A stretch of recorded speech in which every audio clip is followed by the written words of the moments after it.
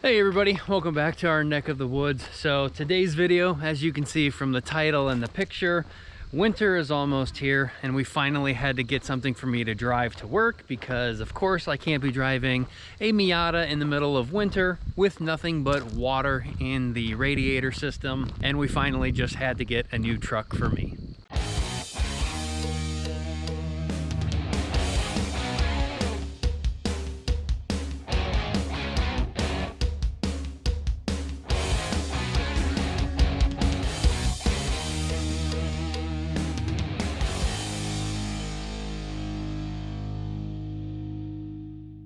All right, so what the heck did I get? Well, after the worst experience I've ever had at buying a truck, this has probably been the last 2 months of like hell for me.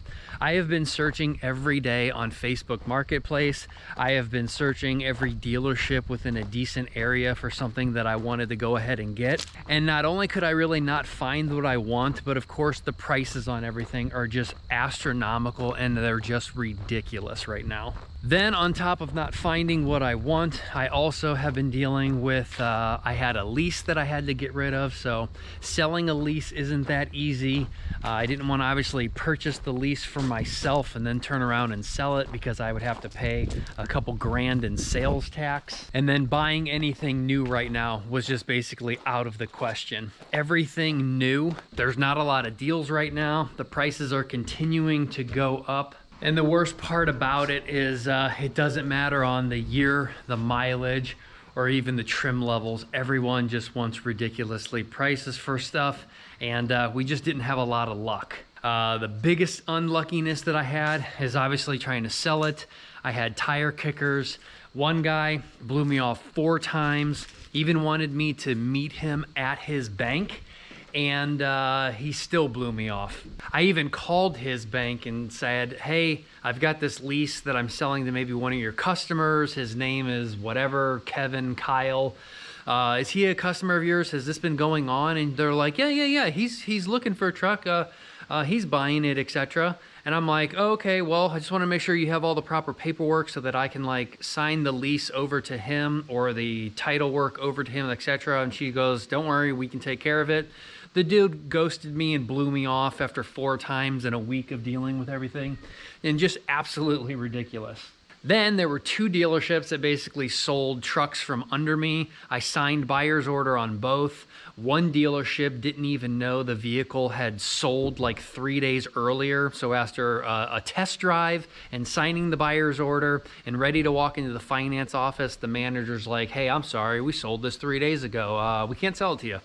Do you want to buy a brand new one? And this was at like a GMC dealership. And I was like, yeah, no, I'm good, thanks. And then another one sold it from under me. They couldn't even wait for the next morning to bring them a check, and they decided to sell it to somebody else. And that salesman ended up ghosting me also. So after 2 months of like the worst buying experience ever, I finally just said, screw it. I found something within the price range and the trim level and everything that I wanted, and I just said, I pulled the trigger. Aaron and I drove all the way over to a part of Indiana and we picked it up, and we might have sent this one a little bit too hard. Well, boys, I fucking sent her a little too fucking hard, bud. So we ended up picking up a night edition, which was my first criteria. It had to be in white, silver, or gray, and it had to be in a diesel. That was my only requirements. Well, we ended up going all the way up to a 3500, and we ended up going to a freaking dually. And like I said before, it didn't matter. It didn't matter if we found a truck with 2,000 miles. It didn't matter if we found a truck with 100,000 miles. They were all within a few dollars of each other. It didn't matter the trim levels again. It didn't matter the mileage. It didn't matter if it was a dually, a mega cab, a short bed, a long bed, the 6'4" bed. It didn't matter. Everything is basically the same price, and these things basically either don't lose their value or they're just pricing them just ridiculously expensive. The worst one I saw was a 2019. I believe it was a 3500 dually. and it was only $2,500 off of MSRP. In 2019, you could get like $10,000 off of that truck, and they literally only had it $2,500 below MSRP when they had like 22s and 23s that were used that were like $6,000 and $7,000 off of MSRP. So it made absolutely no sense. Why would I buy a 19, even though it was a cheaper price than the 22s and the 23s, etc.? I'm not buying a truck for that much money when who knows what the market is going to do in a few months. But again, the requirement that I had, it had to be in one of those three colors, and it had to be a night package. This one happens to be a Laramie, so we basically went from a Tradesman 2500 past the Bighorn all the way up to the Laramie, fully loaded with things like the LED headlights with the daytime running lights that look so good. I did decide to finally step up to the 3500 because the 2500 just wasn't going to be enough. With a Cummins diesel in the 25s, the payloads just sucks. For example, in a night package Laramie, a 2500 only had about a 1,900 pound payload, but it had a 20,000 pound towing capacity. But that 1,900 pound payload really sucked. I also wanted the truck to have a fifth wheel and gooseneck prep cat package. I did not want to be drilling those holes in my bed, so that was another requirement. Obviously, you've got all your electronics back in here pre-installed, so even if you drill the holes, you're still missing out on like this stuff over here. Because if we do get a new trailer and we are hauling 2 cars to the track, I didn't know if we were going to use the hitch or if we were going to use like a gooseneck trailer. So that was another thing that I had to have. And again, in a 2500 package with such a low payload, if you are going into a gooseneck and that weight is really far forward, you're going to be pushing down so much on that bed capacity that you're just going to be losing out on your payload. So it had to be no 25. We had to go up to the 35. And then of course the 35s come in 2 different packages, and that is the same engine and transmission in the 35 and 25, which is the standard output or the high output. And we ended up getting the high output. So this sucker not only has 420 horsepower and over 1,000 foot-pounds of torque, but because it is also a dually, our payload capacity just went from 3,100 pounds, avoiding that 1,900 pounds in a 25. We jumped all the way up to 5,367 pounds of payload. And I can't remember off the top of my head what the towing capacity of this guy is, but I think it's over 30,000 pounds. So that's what I mean by we might have sent it a little bit too hard there, bud. Now, I say never, but that's actually really not true.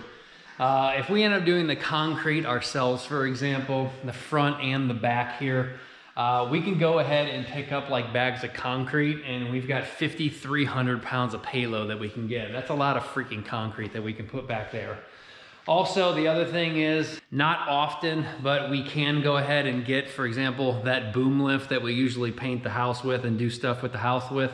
I think that thing weighs 19, almost 20,000 pounds. Plus the trailer, we can actually go and get that ourselves. So I shouldn't say that we will never use its capacity, because we actually can. But on a day-to-day basis, yeah, this is definitely overkill. But the fact that it is a diesel and even being in a dually, this thing still gets better gas mileage than the last like 3 trucks that I have owned. The truck that you guys never saw was my 17 Ram Sport 1500 5.7 Hemi. It had 35-inch tires on it. It only got about 15 miles a gallon. Then we went down to that mid-size Chevy ZR2 that you guys have seen. And with all of the factory lift and the bumper cutouts, because obviously it's like an off-roading truck, etc., it too only got about 15 miles per gallon. But it also went like 2 inches taller on its tires too. I think factory it was around 29, which was what I believe these guys are. And we went up to like a 32. So it too sucked on gas mileage. And then of course my 2500, also with those 35 sitting over here, it too got about 14 and a half, 15 miles a gallon. So all of the gas trucks that I have had basically have not gotten that good of gas mileage. and this sucker right now is getting over 19. So diesel is better on fuel economy. In fact, Top Gear UK, the original, they did a challenge where they took 3 diesel powered cars and they were trying to drive from like the southern part of England all the way to the north, like 800 miles, and only Jeremy made it. But insane that like 10, 15 years ago, you could get a twin turbo Jaguar diesel that could do 800 miles on 1 tank of fuel. So that's insane.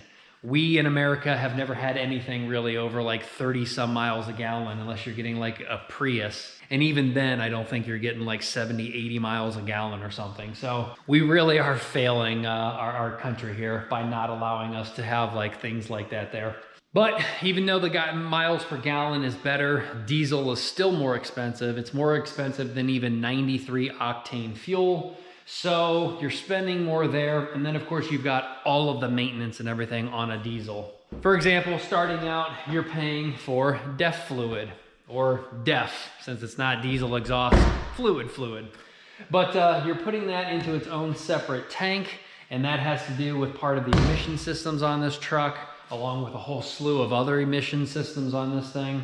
So you are paying a little bit more there. And then of course, there's just a whole bunch more stuff on this thing that you have to pay for. There's dual fuel filters that you have to change out every 15,000 miles. Because this guy is the high output engine, it comes with the ISN transmission. That ISN has a filter and fluid change every 30,000 miles. Then if you've got a severe towing vehicle that you're using all the time, the front differential, the rear differential, the transaxle or the transfer case, that has to have all of its fluid changed out all the time. And then of course, again, we're talking about all of this freaking admission system that could potentially break and cause you thousands of dollars down the road. Now, luckily, Ram diesels do have a 100,000 mile or 6-year warranty. This thing is a 2022, so we're good on the years. But after all of the vehicles that I did end up looking for, this is one of the highest mileage, and I bought it at 58,000 miles.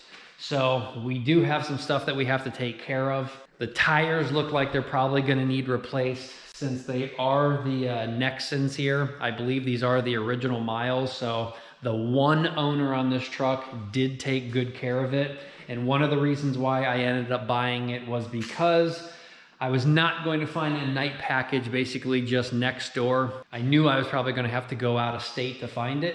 Therefore, the only thing that I could go on was the Carfax. And at 58,000 miles, this thing's had 5 or 6 oil changes, lots of tire rotations, but unfortunately that was really all of the Carfax could tell me. So I have no idea if the ISN transmission has been changed out twice like it should. I don't know if the differentials have ever been touched. The fuel filter light on the dash said it is reset, but I don't know if those fuel filters have been changed out every 15,000 miles like they should. And then of course up on here, there's the crank ventilation filter and a whole bunch of other stuff on the diesels that we have to take care of. So the next video that you guys are probably going to see is us basically going through one step at a time and changing out all of the filters and fluids and making sure that this is like basically a brand new truck for us. Other than that, I just can't wait to start using it. Again, it is the Laramie package. So we do not have one solid plastic door card anymore. We actually have some suede. We've got some soft, either real leather or pleather. The seats do say that they are leather. They are also heated seats. They are cooled seats. We have a heated steering wheel. The only thing this Laramie doesn't have is the 12-inch like iPad touch display, but we've got this 8.5, which is more than enough because on that Tradesman, we had the tiniest, littlest 3-inch screen that when you were backing up and the backup camera turned on, it was so tiny to hook up the trailer, it was almost impossible to see. I literally had to be up here like this to be able to see that camera. So the fact that we can jump all the way up to 8.5 inches, the backup camera is just so much better. And again, everything in here is just so much nicer. We did lose our bench seating here, so we are up to just 2 people in the front instead of 3. But we're gaining like this movable system through here that we've got storage in the front, storage in the middle, storage underneath. And we still have like an upper piece here that we can put stuff in. Now, one thing that I am sad about, this thing does have an electronic 2-wheel drive, 4-wheel drive, and 4-wheel like high, low, etc. I do miss that lever that you could grab on the floor and just like yank it into gear so that you knew that you were in there. But electronic should still work. The Tradesman that I had still had push button start. It still had automatic lights and everything else. So it was still, for a 2021, it was still very fully loaded. But again, this being a Laramie, it just has so much more technology in it. And again, because of all that technology, if we would have gone for like the 2500 all the way down to that 1900 pound payload, you can just understand how much extra stuff is thrown on that truck to bring that payload down to such a low level. But yeah, guys, I am excited. I wanted to show you this, guys, today. I've already started ordering some parts. We've already started ordering like some filters and fluids. So there is a lot of maintenance that we do have to take care of this thing because I'm just not sure. But it will be a staple and a featured vehicle on our channel from here on out. Obviously it's used, so I could not lease it. So I do plan on having this thing for a very long time. So I want to take absolute care of it. I want to use it as much as I can. And I want that motor and everything to last forever. So we've got some things to talk about in some future videos. But let me know what you guys think down below. Let me know if you think it's a little bit too much for me to purchase or to have for a daily driver. But like I said, it really didn't matter. From 19, any of these 5th gens up to 23s, no matter the mileage, no matter the trim packages, they were basically all around the same price. So I pretty much got the biggest thing that you can go ahead and get. So again, comment down below. Let me know what you guys think. And we'll see you guys next time when we start going to fix everything on it. Till then, take care.